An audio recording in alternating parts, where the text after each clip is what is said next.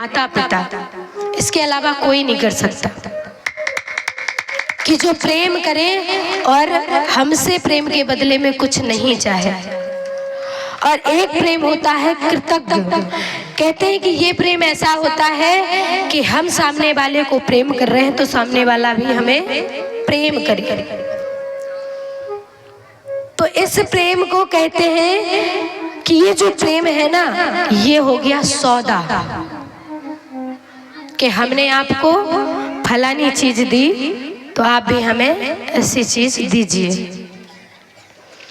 तो ये हो गया व्यापार, इसको व्यापार कहेंगे।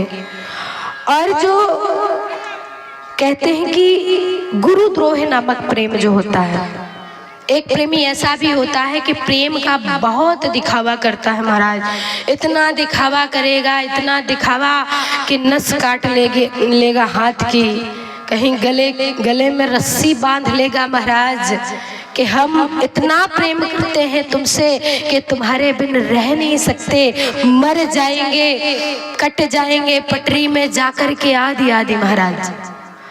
और लेकिन करना उसे कुछ नहीं है,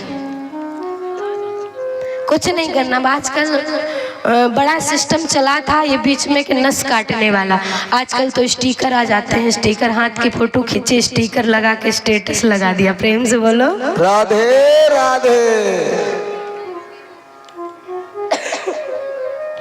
वो प्रेमी कैसे होते हैं?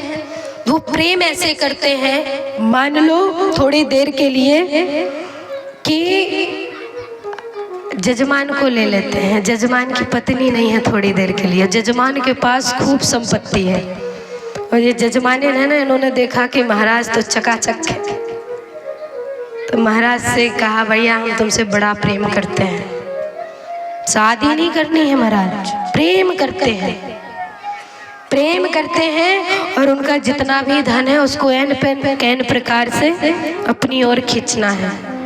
जा करके रोदन करेंगी, हमारे पिता की बहुत तबीयत खराब है, डॉक्टर ने कहा है 10 लाख रुपया लगेगा, है नहीं तो हम अपने पिता की दवाई करवा लेते।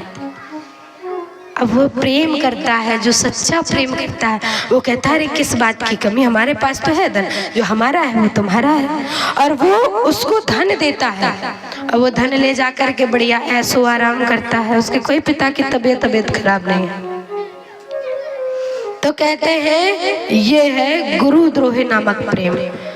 तो भगवान ने तिरछी निगाह से देखा, भगवान ने कहा सखियों कहीं ये चौथे नंबर का तो नहीं समझ रही हो हमें? दूसरी सखी बोलती है कि समझना क्या है, हो ही आप ऐसे, क्योंकि आपने हमारा सब कुछ चुरा लिया है, छीन लिया है, जैसे भी करके कैन प्रकार से सुख चैन सब कुछ आपने ले लिया, और आज आप हमें छोड़ करके जा रहे हैं। जब निर्धन हो गए महाराज, जब पूरी तरीके से तुम्हारे हो गए, तब आप हमें छोड़ करके भाग जाते हैं।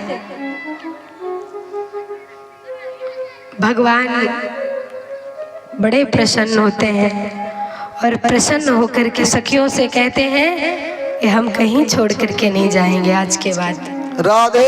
और सारी सखियों के साथ में आज कन्हैया यहाँ पर महारास का